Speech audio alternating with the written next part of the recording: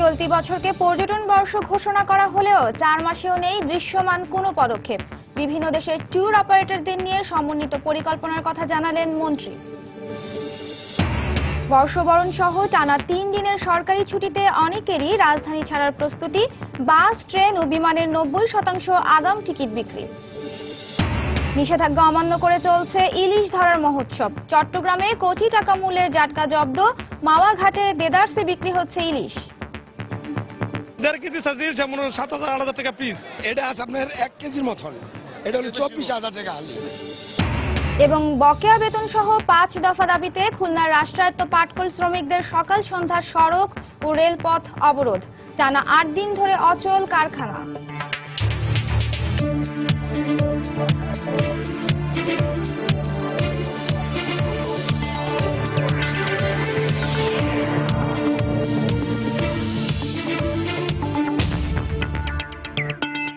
দেখছিলেন শিরোনাম। আমন্ত্রণ জানাচ্ছি দেশ ও দেশের বাইরের অর্থ বাণিজ্যের নানা খবর নিয়ে আমাদের নিয়মিত আয়োজন এ সময়ের বাণিজ্যে। আর আপনাদের সঙ্গে আছি আমি নাজিয়া সাগর।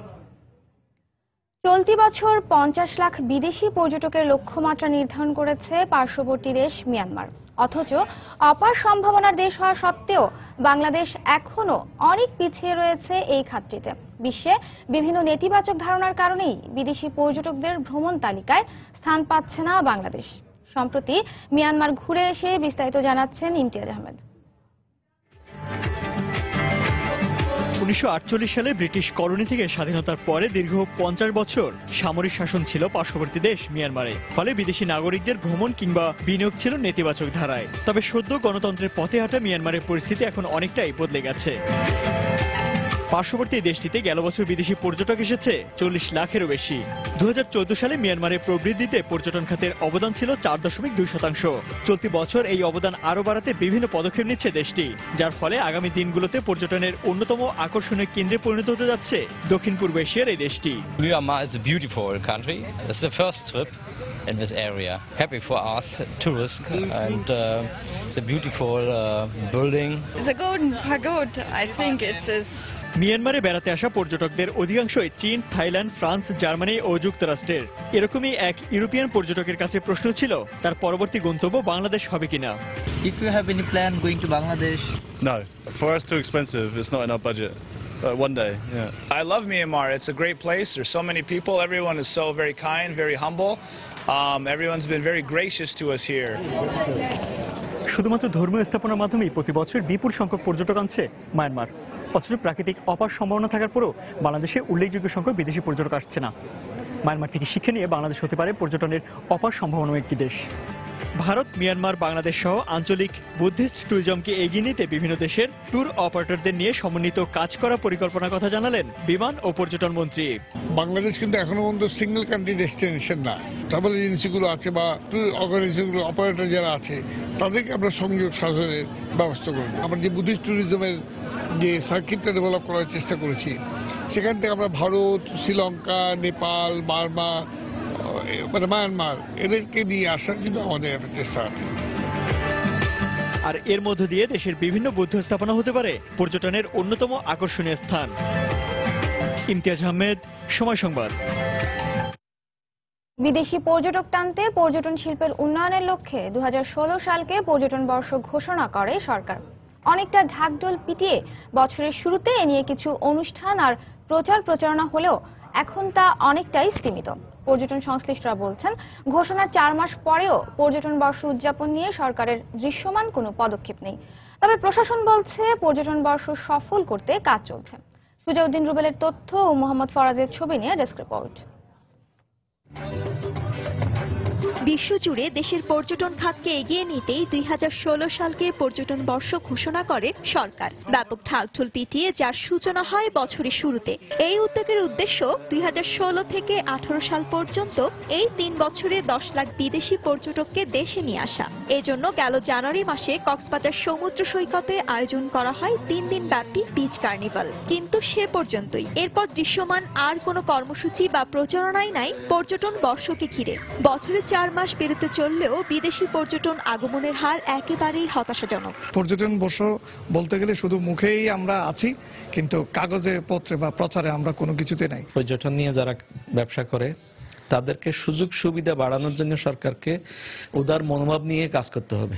পর্যটন বর্ষ শুধু ঘোষণাতে সীমাবদ্ধ, এটি বাস্তবায়নে পরিকল্পনা কিংবা কোনো সমন্বয় নেই বলে জানালেন হোটেল মালিক সমিতির এ নেতা। আমরা যতটুকু আশান্বিত হয়েছিলাম তার চেয়েও বেশি এখন হতাশ, কারণ পর্যটন বর্ষ ঘোষণা করার জন্য যেই পরিকল্পনা দরকার ছিল, যেই সমন্বয় দরকার ছিল, সেটার কোনোটাই নাই। তবে জেলা প্রশাসক বলছেন পর্যটন বোর্ডের সাথে সমন্বয় রেখে সব কাজ হচ্ছে। তার আশা সামনে বাড়বে পর্যটকের আগমন। 2016 যেহেতু পর্যটন বর্ষ ঘোষিত হয়েছে, বাই দিস টাইম আমরাও কাজ করতেছি, সবাই কাজ করতেছে।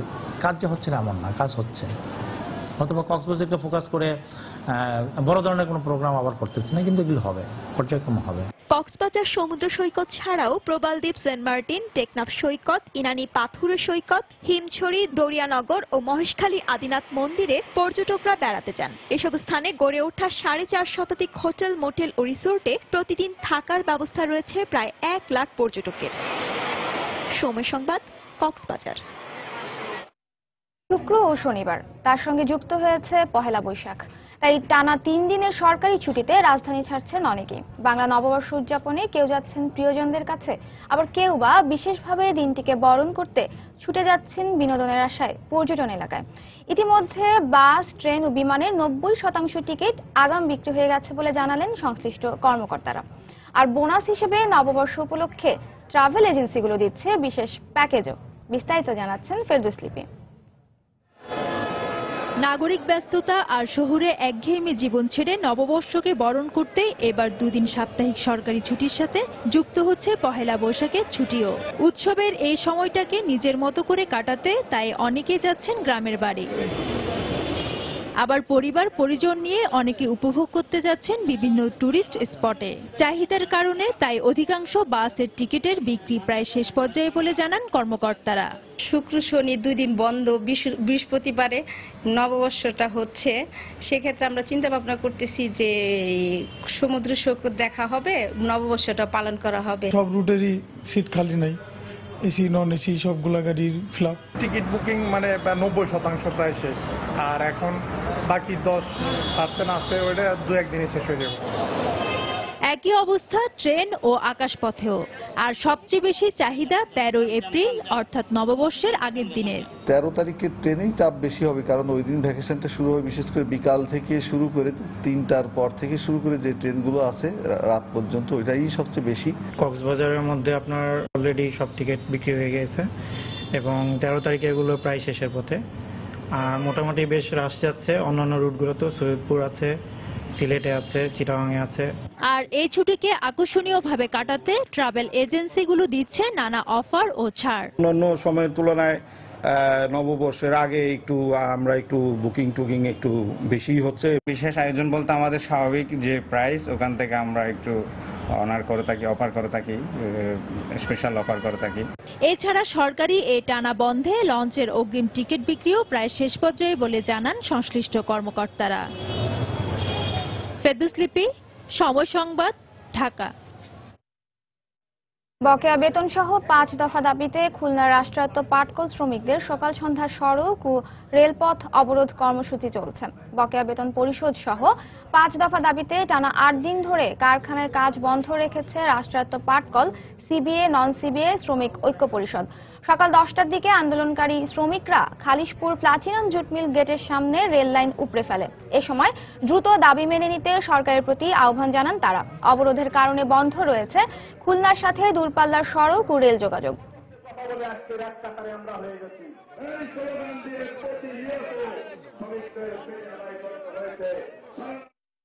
20% এরিয়া মজুরি কমিশন, এই প্যাডের দাগিতে আমরা মিল বন্ধ করছি। ছেলে মেয়েদের খাওয়াইতে পারতেছি না, অনাহারে অত্যাহারে আমাদের জীবনযাপন চলতেছে। আমরা এই বেতন ঘোষণা নিয়ে আমরা বাসায় ফিরি, আর না হলে আমরা এই রোডে আজকে জীবন মরণ যুদ্ধ করব। এই মুহূর্তে খুলনার খালিশপুরের নতুন রাস্তা এলাকায় আছেন রিপোর্টার তরিকুল ইসলাম। সরাসরি চলে যাচ্ছি তার কাছে। নাজিয়া, খুলনায় রাষ্ট্রায়ত্ত পাটকল শ্রমিকদের যে ধর্মঘট সেটি আজকে 8ম দিনের মতো চলছে। পাশাপাশি কিন্তু এখানে সড়ক এবং রেলপথ অবরোধের যে কর্মসূচি সেটি কিন্তু সকাল থেকে অব্যাহত আছে, অর্থাৎ দ্বিতীয় দফা আজকে সকাল 6টা থেকে সন্ধ্যা 6টা পর্যন্ত এই কর্মসূচি চলবে বলে আমাদেরকে শ্রমিক নেতৃবৃন্দ জানিয়েছেন। এই মুহূর্তে কিন্তু খুলনা খালিশপুরের যে নতুন রাস্তা মোড় এখানে কিন্তু শ্রমিকরা তারা কিন্তু এখানে জমায়েত হয়েছেন এবং সকাল থেকে এই রাস্তাটি অবরোধ করে তারা এখানে সমাবেশ করছে, বিভিন্ন স্লোগান দিচ্ছে এবং তাদের দাবি দেওয়া নিয়ে তারা কথা বলছেন। একটি বিষয় হলো যে একটু আগে আমরা সকাল 10টার দিকে যে খবরটি পেয়েছি, আমরা ঘটনাস্থলে গিয়েছিলাম।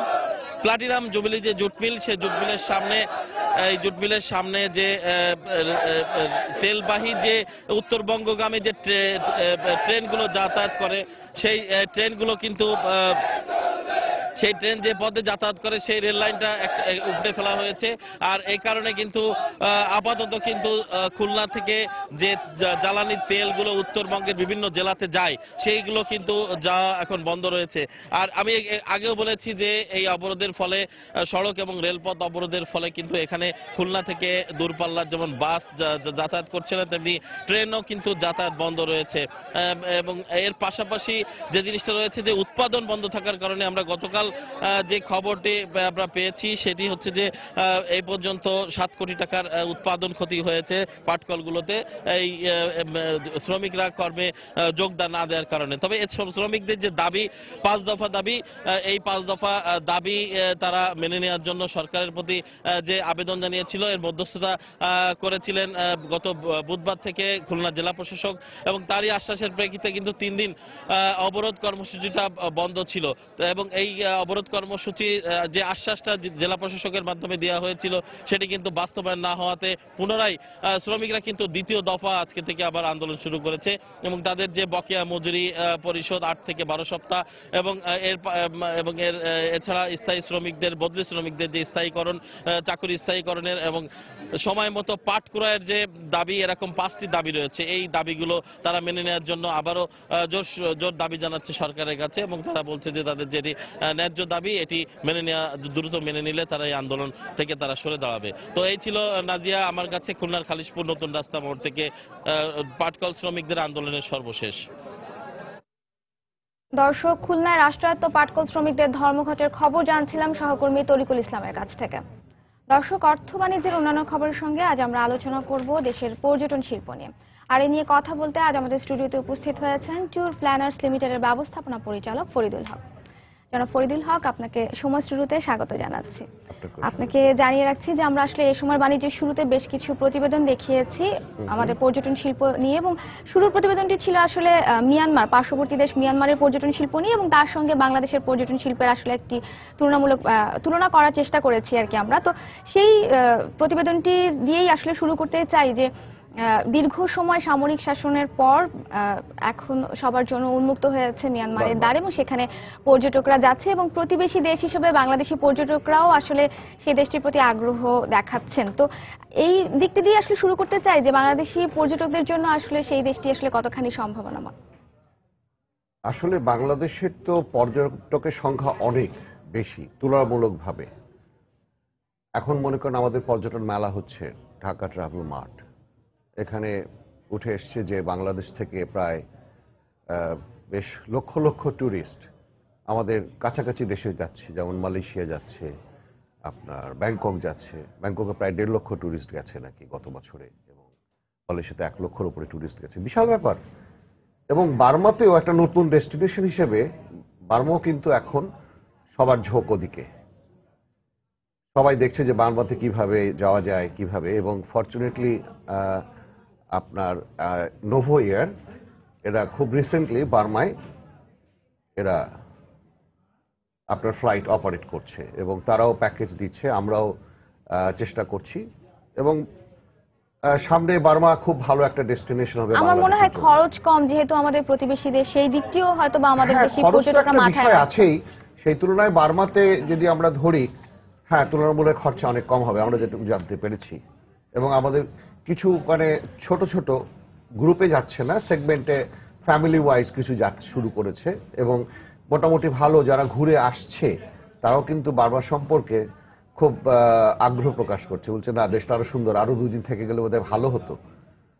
এবং তুলনামূলকভাবে যদি আমরা চিন্তা করি, অ্যারাইভেল অ্যাপার্ট ফ্রম বাংলাদেশ অন্যান্য দেশ থেকে কিন্তু তুলনামূলকভাবে অনেক বেড়ে গেছে। এখন বার্মা একটা মানে very important destination for the European tourist, এবং বাংলাদেশ থেকেও আশা করছি সামনে বেশ ভালো পর্যটক ভ্রমণ করবে। শুধু ট্যুরিস্ট হিসেবে না, আসলে আমার তো মনে হচ্ছে যে মিয়ানমার এখন যে পর্যায়ে রয়েছে ব্যবসা সম্প্রসারণের জন্য আসলে অন্তত এই ট্যুরিজমকে কেন্দ্র করেই আসলে ব্যবসা সম্প্রসারণের একটি দিক হতে পারে বাংলাদেশের জন্য। অলরেডি কিন্তু আমরা দেখেছি যে এয়ারলাইন্সগুলো যেহেতু তাদের নতুন ফ্লাইট চালু করেছে, সেটি একটি আসলে শুরুটা হয়েছে হয়তোবা এভাবে আর কি। Good question. আসলে ব্যবসা তো মিয়ানমারের সাথে অনেক আগে থেকেই বাংলাদেশের একটা দীর্ঘসূত্রিতা ছিল, সেই যুগ যুগ ধরে। বিশেষ করে কক্সবাজার চিটাগং এর লোকজন তখন ওই বার্মাতেই সাথেই ব্যবসা করত।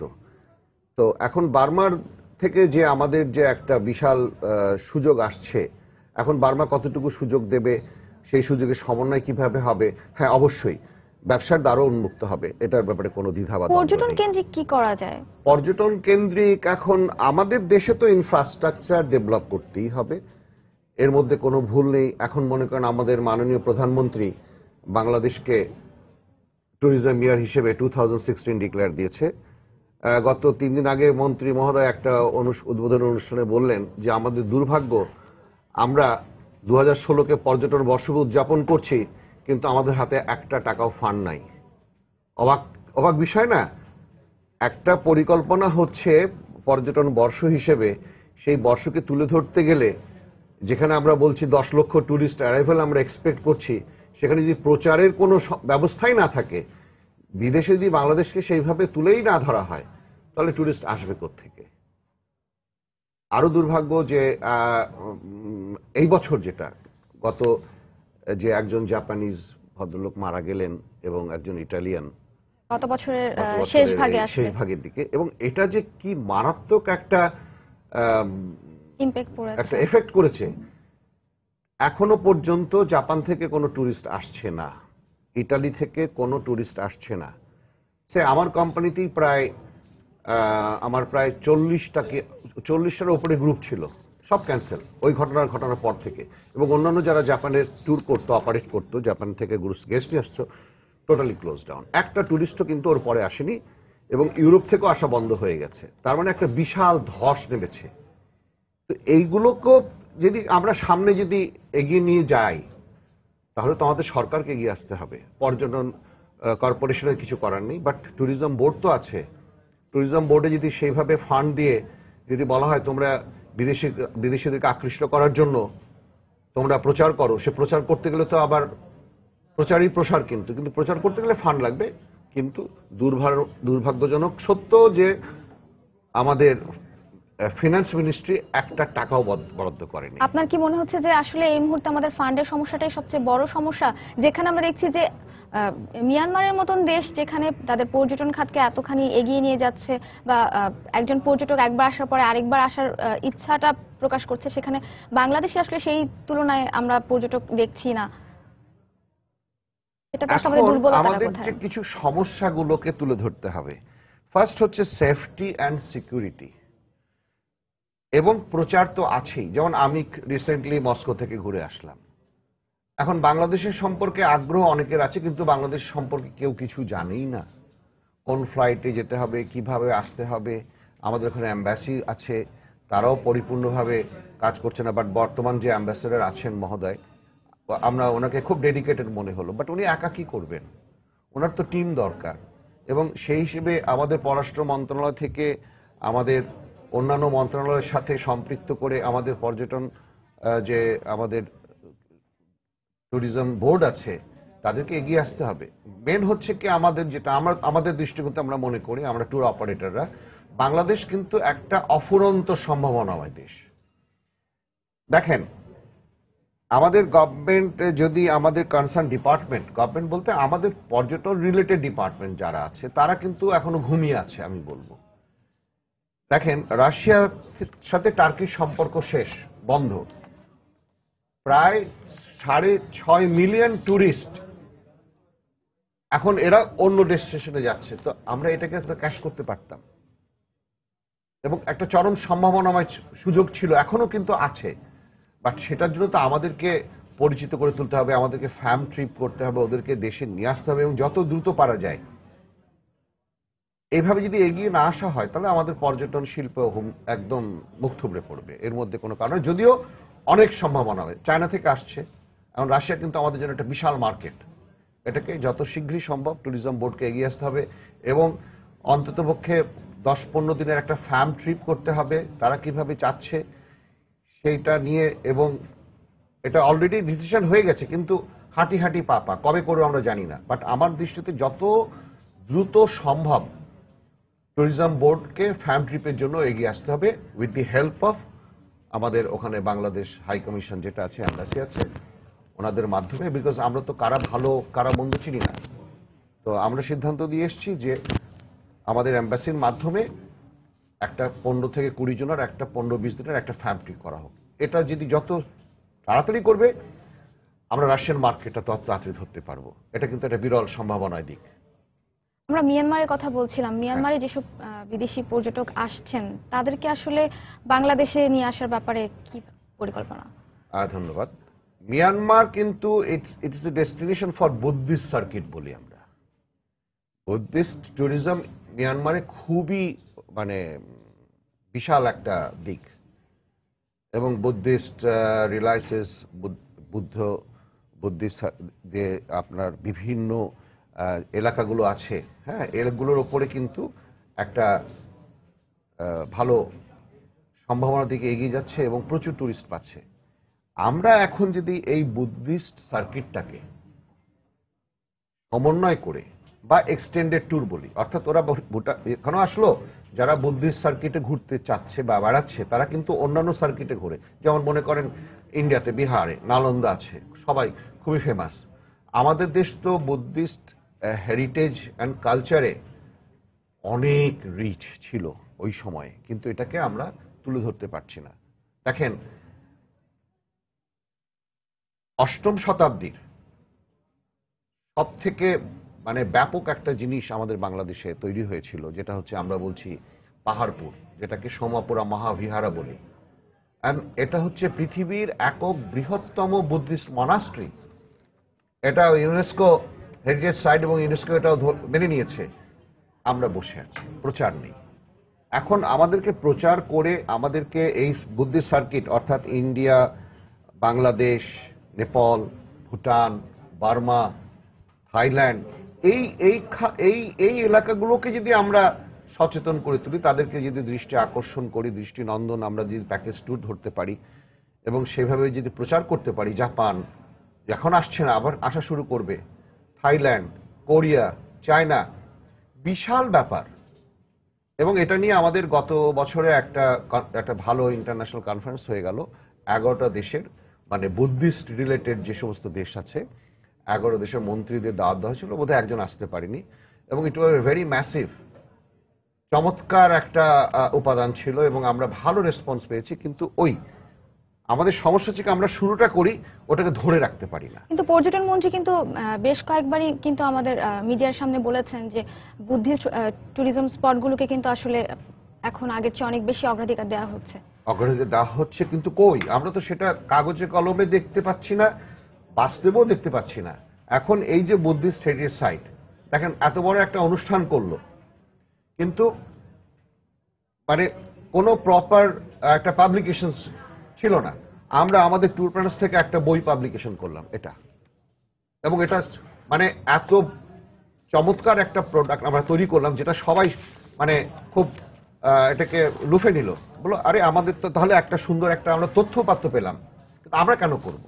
সরকারকে এগিয়ে আসতে, ট্যুরিজম বোর্ডকে এগিয়ে আসতে হবে।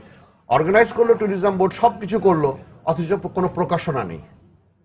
এই লজ্জা আমরা কোথায় রাখবো? আমি এখনো বলছি আমাদের অফুরন্ত সম্ভাবনা আছে, ট্যুরিজম বোর্ডকে একেবারে এগিয়ে আসতে হবে। শুরু করলো, সেটার সমন্বয় করে সেটার সেই গতি সঞ্চালনটা রাখতে হবে। 2016 পর্যটন বর্ষকে সফল করতে আপনি বলছেন তাহলে ট্যুরিজম বোর্ডেরই সবচেয়ে বেশি ভূমিকা রাখা উচিত। অবশ্যই, যেহেতু ট্যুরিজম বোর্ড হয়েছে, ট্যুরিজম বোর্ডের দায়িত্বই হচ্ছে পর্যটন শিল্পকে বিদেশিদের কাছে তুলে ধরা, প্রচার করা এবং প্রচারের জন্য তাদেরকে সেই ধরনের ফান্ডও দেওয়া হয়। হ্যাঁ, এখানে মজার ব্যাপার হচ্ছে যখন ট্যুরিজম বোর্ডটা হলো তখন মনে করেন 65 কোটি টাকা বা 66 কোটি টাকা বরাদ্দ করা হলো প্রচারের জন্য, বাংলাদেশকে সারা পৃথিবীরকে তুলে ধরার জন্য জনগণের কাছে। আমরা একেবারে আলোচনার শেষ পর্যায়ে চলে এসেছি। জনাব ফরিদুল হক, আপনাকে অনেক ধন্যবাদ আমাদেরকে সময় দেওয়ার জন্য। আপনাকে ধন্যবাদ। দর্শক, পর্যটন শিল্প নিয়ে কথা বলছিলাম ট্যুর প্ল্যানার্স লিমিটেডের ব্যবস্থাপনা পরিচালক ফরিদুল হকের সঙ্গে। দর্শক, আগে জানিয়েছি, পরে খবরে যাচ্ছি। রাজধানীর মিন্টু রোডে ডিএমপির মিডিয়া সেন্টারে পহেলা বৈশাখের সার্বিক নিরাপত্তা নিয়ে ব্রিফ করছেন ডিএমপি কমিশনার আসাদুজ্জামান মিয়া। সরাসরি চলে যাচ্ছি সেখানে। এর ভিতর দিয়ে সকলকে ঢুকতে হবে এবং আমাদের মেটাল ডিটেক্টরের মাধ্যমে সন্দেহভাজনদের তল্লাশির মাধ্যমে প্রবেশ করতে দেওয়া হবে। নারীদেরকে চেকিং এর জন্য আমাদের নারী পুলিশ কর্মকর্তাদের নিয়োগ করা হবে। আমরা ঢাকা বিশ্ববিদ্যালয় কেন্দ্রিক যেমনটি আমরা বইমেলায় করেছিলাম, ফুটপাতে রাস্তায় কোনো ধরনের কোনো হকারকে বসতে দেওয়া হবে না, রাস্তাকে হকার মুক্ত রাখা হবে। তবে সরোয়ার্দী উদ্যানের মধ্যে ভাসমান কিছু দোকান থাকবে, কারণ অগণিত দর্শক আসবে, তারা যাতে বিভিন্ন কেনাকাটি করতে পারে। আমরা ফুড প্যাট্রোল রেখেছি পুরো ঢাকা বিশ্ববিদ্যালয় এলাকা ঘিরে, আমরা লাইনিং ব্যবস্থা রেখেছি এবং ঢাকা বিশ্ববিদ্যালয়ের পুরো এলাকায় টিএসসি থেকে শাহবাগ, সরোয়ার্দী রমনা পার্কে আমাদের 9টি ওয়াচ টাওয়ার থাকবে, যে ওয়াচ টাওয়ারের মাধ্যমে দূরবীক্ষণ যন্ত্র দিয়ে আমরা পুরো পরিস্থিতি আমরা মনিটর করব এবং প্রয়োজনীয় তথ্যাদি আমাদের কর্তব্যরত ফোর্স এবং অফিসারকে জানানো হবে। সরোয়ার্দী উদ্যান, টিএসসি, রমনা পার্ক, ঢাকা বিশ্ববিদ্যালয় পুরো এলাকা সিসিটিভির আওতায় আনা হবে এবং আমাদের 3টা কন্ট্রোল রুম থাকবে। একটা কন্ট্রোল রুম থাকবে রমনা পার্কের ভিতরে, একটি কন্ট্রোল রুম থাকবে আমাদের সরোয়ার্দী উদ্যানের ভিতরে, আরেকটি থাকবে আমাদের শাহবাগে। এই কন্ট্রোল রুমগুলো থেকে আমাদের সিসিটিভি মনিটর করা হবে এবং সিসিটিভির ফুটেজ দেখে কর্তব্যরত অফিসার এবং ফোর্সদেরকে প্রয়োজনীয় নির্দেশনা দেওয়া হবে এবং সেই অনুযায়ী ব্যবস্থা গ্রহণ করা হবে। পকেটমার, ছিনতাইকারী প্রতিরোধে আমাদের স্পেশাল টিম থাকবে, পোশাকি এবং ডিবি। ইফটিজিং যাতে না হয় সেজন্য আমাদের বিশেষ ব্যবস্থা থাকবে। আপনারা জানেন আমাদের ডিএমপির স্পেশালাইজড একটা টিম রয়েছে, সোয়াট টিম। এই সোয়াট টিমকে আমরা নিয়োজিত করব বিশেষ করে মঙ্গল শোভাযাত্রার নিরাপত্তার জন্য। মঙ্গল শোভাযাত্রা চারুকলা ইনস্টিটিউটে শুরু হবে, আগে পিছিয়ে মাঝখানে এবং সাইডে লাইনিং ব্যবস্থা থাকবে, পর্যাপ্ত নিরাপত্তা ব্যবস্থা হবে, একটি নিশ্চিদ্র নিরাপত্তা বলয়ে মঙ্গল শোভাযাত্রাকে ঢেকে দেওয়া হবে। আমরা মঙ্গল শোভাযাত্রায় কেউ যাতে মুখোশ পরিধান না করে এই ব্যাপারে সকলকে ইতিমধ্যে অনুরোধ করেছি এবং ঢাকা বিশ্ববিদ্যালয় চারুকলা ইনস্টিটিউটের সাথে আমাদের কথা হয়েছে, সেখানে কেউই আয়োজকরা মুখোশ পরবে না, তবে বড় যে ছবিগুলো রয়েছে সেগুলো হাতে ধারণ করা যাবে। তবে আমরা বিগত সময় লক্ষ্য করেছি মূল মঙ্গল শোভাযাত্রার পিছনে কতিপয় বহিরাগত লোক বিভিন্ন মুখোশ পরে অংশগ্রহণের চেষ্টা করে, এবার এটি কঠোরভাবে নিয়ন্ত্রণ করা হবে। এর বাইরেও বিভিন্ন পণ্যের বিপণনের জন্য বিভিন্ন ধরনের টি শার্ট পরিধান করে বিভিন্ন কোম্পানি তারা চলে আসে, যারা মূল মঙ্গল শোভাযাত্রার পার্ট নয়, যারা চারুকলা ইনস্টিটিউটের কর্তৃক স্বীকৃত নয়, এই ধরনের বিপণন করে বাণিজ্যিকরণ করে মঙ্গল শোভাযাত্রার মূল উদ্দেশ্য সেটি যাতে ব্যাহত না হয় সেই ব্যাপারে আমরা প্রয়োজনীয় ব্যবস্থা গ্রহণ করব। কোন ধরনের নাশকতা যাতে কেউ করতে না পারে, একদিকে যেমন আমাদের পোশাকি নিরাপত্তা থাকবে, সাদা পোশাকি নিরাপত্তা থাকবে, সিসিটিভির আওতায় আনা হবে এবং অস্ত্রের মাধ্যমে, দূরবীক্ষণ যন্ত্রের মাধ্যমে পুরো পরিস্থিতি আমরা নিয়ন্ত্রণ করব।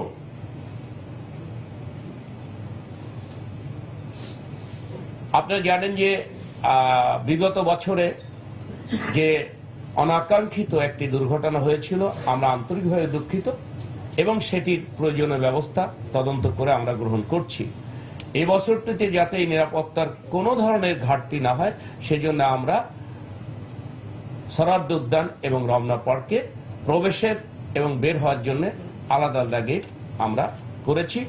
এটি গেটেও লেখা থাকবে এবং বিভিন্ন জায়গা তীর চিহ্ন দিয়ে আমরা এটা ইন্ডিকেট করব, যাতে দর্শনার্থী এবং যারা আসবে তারা যাতে সঠিক ডিরেকশন পায়, বিড়ম্বনার শিকার যাতে হতে না হয়।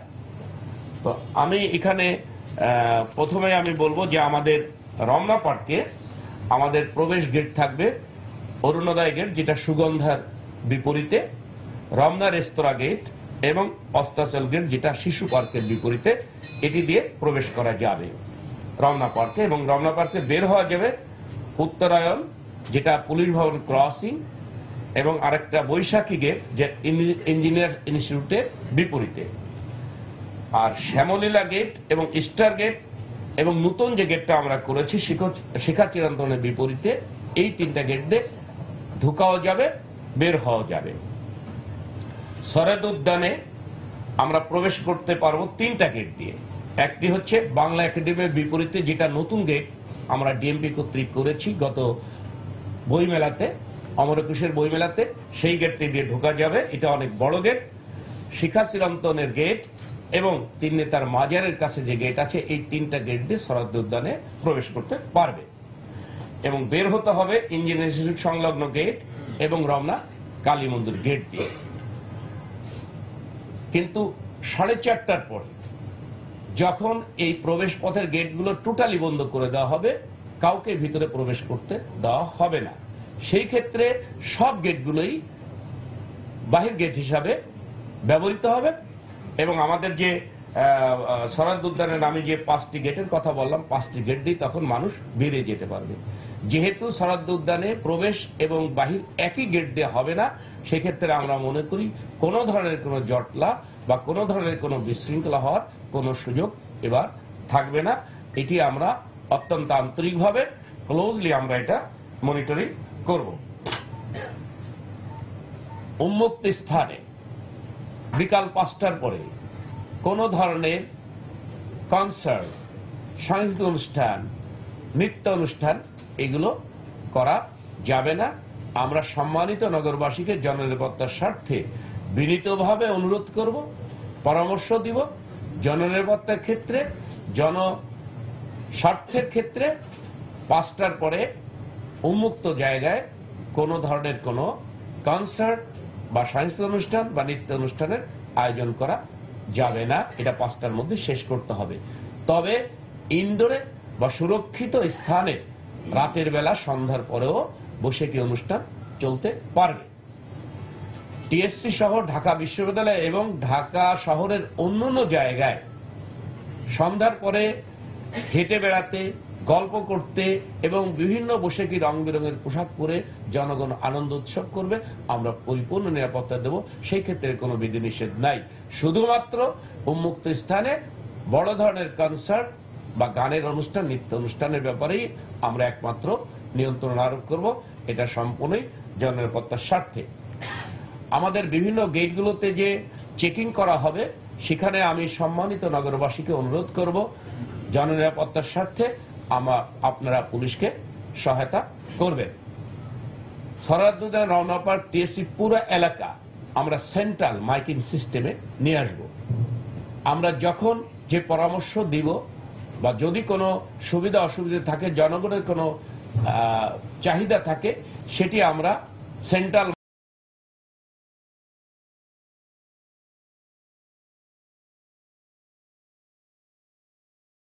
গেলে সেখানে কমপ্লেন করা যাবে। আমি সকলের কাছে বিনীতভাবে আহ্বান জানাবো যে কোনো প্রয়োজনে আপনারা ডিএমপির সহায়তা নেবেন। ডিএমপির প্রতিটি সদস্য জনগণের সেবার জন্য আমরা প্রস্তুত থাকব।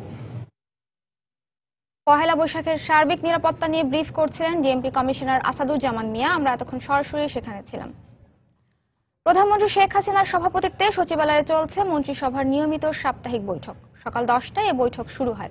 এতে অর্থমন্ত্রী আবুল মাল আব্দুল মুহিত, শিল্পমন্ত্রী আমির হোসেন আমু, বাণিজ্যমন্ত্রী তোফায়েল আহমেদ, কৃষিমন্ত্রী বেগম মতিয়া চৌধুরী সহ মন্ত্রিসভার সদস্যরা যোগ দিয়েছেন। বৈঠক শেষে মন্ত্রিপরিষদ সচিব মোহাম্মদ শফিউল আলমের ব্রিফ করার কথা রয়েছে।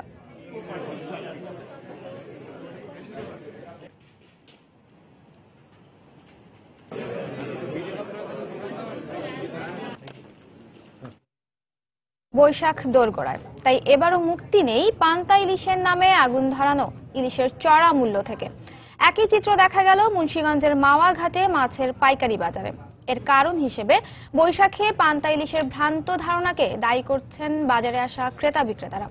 মাওয়ায় মাছের আড়ত ঘুরে এসে আরো জানাচ্ছেন সাজিদ রাজু। ভোরের আলো সবে ফুটতে শুরু করেছে, তারও আগে হাকডাক বেড়ে গেছে মাওয়ার মাছের পাইকারি আড়তে। দূর দূরান্ত থেকে আসা ক্রেতাদের ভিড়ও বাড়তে শুরু করেছে। তবে অন্য সব মাছ ছাপিয়ে সবার নজর ইলিশের দিকে। কিন্তু কেন?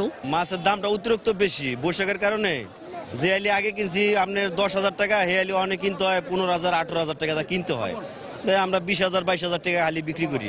এটা আছে আপনার 1 কেজির মতন, এটা হলো 24,000 টাকা হালি। ওজনের মনে করেন 1.5 কেজি সাইজ মনে করেন 7,000 8,000 টাকা পিস এভেলেবেল প্রতার বিঘায়। আর কলস্টারের বিঘায় 4,000 টাকা পিস, প্রতি 3,000 টাকা কেজি বিঘায় কলস্টারের ইলিশ। আর কাঁচা হিসাবে 6,000 টাকা কেজি। বৈশাখ মাসে পান্তা ভাতের সঙ্গে ইলিশের কি কোনো সম্পর্ক আছে? উত্তরে ইলিশ কিনতে আসা ক্রেতারাও বলছেন বাঙালি সংস্কৃতির মূল ধারার সঙ্গে পান্তা ইলিশের সম্পর্ক কাছের নয়, তবুও কিনছেন তারা। কেন? সবের আনন্দের দিন উপলক্ষে আমরা আনন্দ করে খাওয়ার জন্য। অপসংস্কৃতি তো সবকিছুতেই ঢুকে গেছে, অপসংস্কৃতি এখন সংস্কৃতি হয়ে গেছে। কেউ কেউ বলছেন 80-র দশকে এক শ্রেণীর শহুরের নব্যধ্বনিরা প্রচলন করেন এই পান্তা ইলিশের অপসংস্কৃতি। তাই আধুনিক যুগে নগরের পহেলা বৈশাখ উদযাপনের নামে ইলিশের বাজারে থাকে আগুন। এই পান্তা ভাত ইদানিংকালের নিয়ম হয়েছে ইলিশ মাছটা খাওয়া।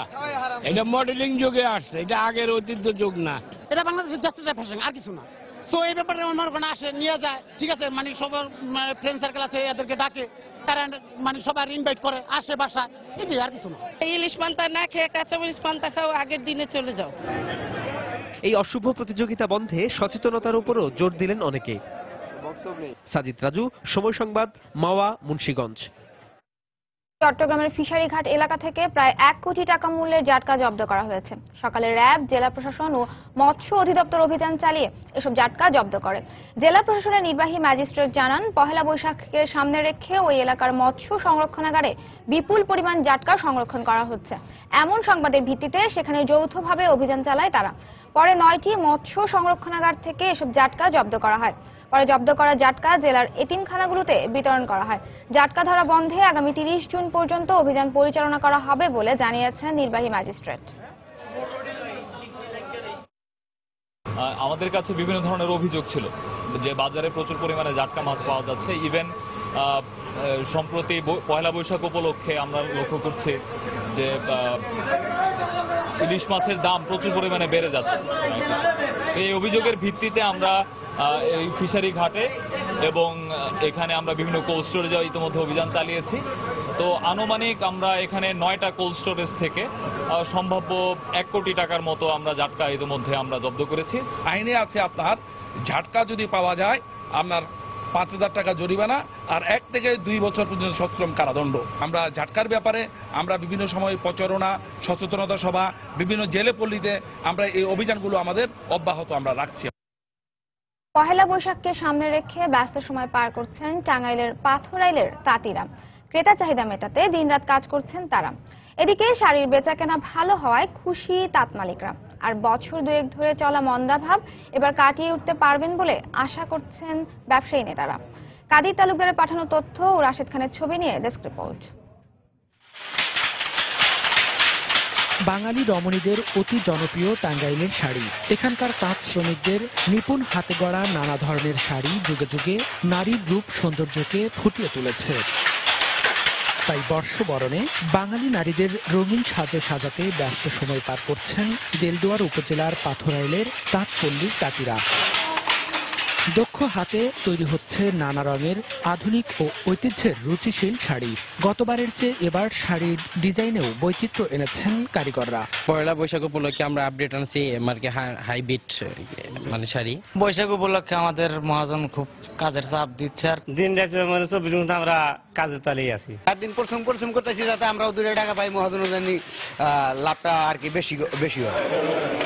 এদিকে বর্ষবরণে এখানকার শাড়ির চাহিদা থাকায় প্রতিদিনই শাড়ির দোকানগুলোতে ভিড় জমাচ্ছেন দূর দূরান্তের ক্রেতারা। ঢাকা থেকেই আসছে যেন রিজনেবল প্রাইসের মধ্যে কেনার জন্য। অনেক বেশি ভ্যারাইটি পছন্দ করে কিনতে পারি এবং দামও অবশ্যই ঢাকা থেকে অনেক অনেক অনেক কম। এই অবস্থায় দীর্ঘদিন ধরে চলা মন্দাভাব এবার অনেকটা ঘুরে দাঁড়াবে বলে মনে করছেন ব্যবসায়ী সমিতির নেতারা। প্রায় 1 মাস যাবৎ কয়েকশো কোটি টাকার শাড়ি তারা বিক্রি করছে। 2015 সালের 5ই জানুয়ারিকে কেন্দ্র করে র্যান্ডম যে ঘটনাগুলো ঘটছে সেই কারণে সমস্ত ব্যবসায়ীরা ক্ষতিগ্রস্ত হয়েছিল। আজকে টাঙ্গাইল শাড়ির তাঁতিরা সেই জায়গাটা উঠে এসেছে। ছোট বড় মিলিয়ে জেলায় প্রায় 64,000 তাঁত রয়েছে। এতে কাজ করে জীবিকা নির্বাহ করেন প্রায় 1.5 লাখ মানুষ। সময় সংবাদ, টাঙ্গাইল। চলতি অর্থ বছরের সংশোধিত বাজেট 2,64,000 কোটি টাকা বলে জানিয়েছেন অর্থমন্ত্রী আবুল মাল আব্দুল মুহিত। গতকাল সচিবালয়ে 4টি আর্থিক প্রতিষ্ঠানের গেল বছরের লভ্যাংশের চেক হস্তান্তর অনুষ্ঠানে তিনি কথা বলেন। এ সময় অর্থমন্ত্রী বলেন, অন্যান্য অনেক দেশের তুলনায় বাংলাদেশের বাজেটের আকার ছোট। দেশকে এগিয়ে নিতে অর্থনীতিতে একটি বড় ধাক্কা জরুরি বলেও মন্তব্য করেন তিনি। এ সময় চলতি অর্থ বছরের বাজেট ব্যবস্থাপনার সমালোচনা করেন মুহিত। এছাড়াও আগামী 2016-17 অর্থ বছরে জিডিপি প্রবৃদ্ধি 7.2% ধরা হবে বলেও জানান তিনি। অনুষ্ঠানে সরকারের 4টি আর্থিক প্রতিষ্ঠান প্রায় 435 কোটি টাকার লভ্যাংশ অর্থমন্ত্রীর হাতে তুলে দেন। ফিলিপিন্সের আরসিবিসির জুপিটার শাখার সাবেক ব্যবস্থাপক মায়া দেগুইতির বিরুদ্ধে বাংলাদেশ ব্যাংকের রিজার্ভের 8.10 লাখ ডলার পাচারের বিষয়ে আগামীকাল প্রাথমিক তদন্ত শুরু করবে দেশটির বিচার বিভাগ। এজন্য আগামীকাল বিচার বিভাগের প্রাথমিক শুনানিতে মায়া দেগুইতিকে উপস্থিত থাকতে নির্দেশ দেওয়া হয়েছে। শুনানিতে সহকারী প্রসিকিউটর গিলিমারি প্যাকামেরা জিজ্ঞাসাবাদ করবেন মায়াকে। এছাড়াও Michael Cruz, Jessie Lagrosas, Alfred Santos ও এনরিকো ভাস্কুইজ এই 4টি জাল অ্যাকাউন্ট জুপিটার শাখায় কিভাবে খোলা হয়েছিল সে বিষয়েও জবাব দিতে বলা হয়েছে মায়াকে। বাংলাদেশ ব্যাংকের রিজার্ভের অর্থ যুক্তরাষ্ট্রের federal reserve bank of new York থেকে ফিলিপিন্সের আরসিবিসি ব্যাংকের জুপিটার শাখার এই 4টি অ্যাকাউন্টে পাচার হয়।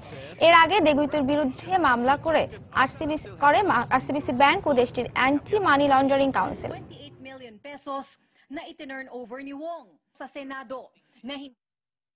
বাংলাদেশ ও নেপালের মধ্যে ট্যুরিজম ও ব্যবসা সম্প্রসারণে আগামী 15ই মে থেকে প্রথম আন্তর্জাতিক ফ্লাইট পরিচালনা করতে যাচ্ছে বেসরকারি বিমান পরিবহন সংস্থা ইউএস বাংলা এয়ারলাইন্স। গতকাল রাজধানীর সোনারগাঁও হোটেলে আয়োজিত এক সংবাদ সম্মেলনে এই তথ্য জানায় ইউএস বাংলা এয়ারলাইন্সের ব্যবস্থাপনা পরিচালক মোহাম্মদ আব্দুল্লাহ আল মামুন। কানাডিয়ান বোম্বার্ডিয়ার তৈরি এয়ারক্রাফট দিয়ে ঢাকা কাঠমান্ডু রুটে অল্প সময়ে ও স্বল্প খরচে ফ্লাইট পরিচালনা করবে সংস্থাটি। এতে বাংলাদেশি ও নেপালি পর্যটকদের জন্য বিভিন্ন প্যাকেজ রাখা হয়েছে।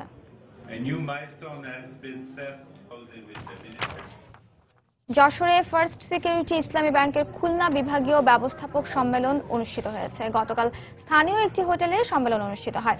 দিনব্যাপী আয়োজিত সম্মেলনে খুলনা বিভাগের 22 শাখার ব্যবস্থাপকরা অংশ নেন। এতে সভাপতিত্ব করেন ফার্স্ট সিকিউরিটি ইসলামী ব্যাংকের ব্যবস্থাপনা পরিচালক সৈয়দ ওয়াসিক শেখ মোহাম্মদ আলী। সম্মেলনে ব্যাংকটির অতিরিক্ত ব্যবস্থাপনা পরিচালক কাজী ওসমান আলী সহ অন্যরাও উপস্থিত ছিলেন।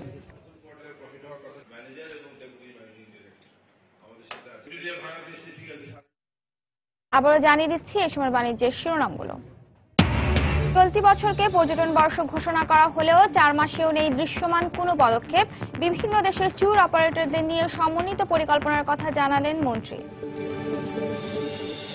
বর্ষবরণ সহ টানা 3 দিনের সরকারি ছুটিতে অনেকেরই রাজধানী ছাড়ার প্রস্তুতি। বাস, ট্রেন ও বিমানের 90% আগাম টিকিট বিক্রি।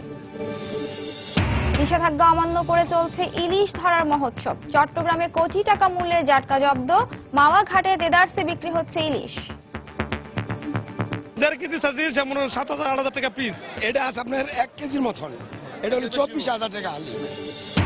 এবং বকেয়া বেতন সহ 5 দফা দাবিতে খুলনার রাষ্ট্রায়ত্ত পাটকল শ্রমিকদের সকাল সন্ধ্যা সড়ক ও রেলপথ অবরোধ, টানা 8 দিন ধরে অচল কারখানা।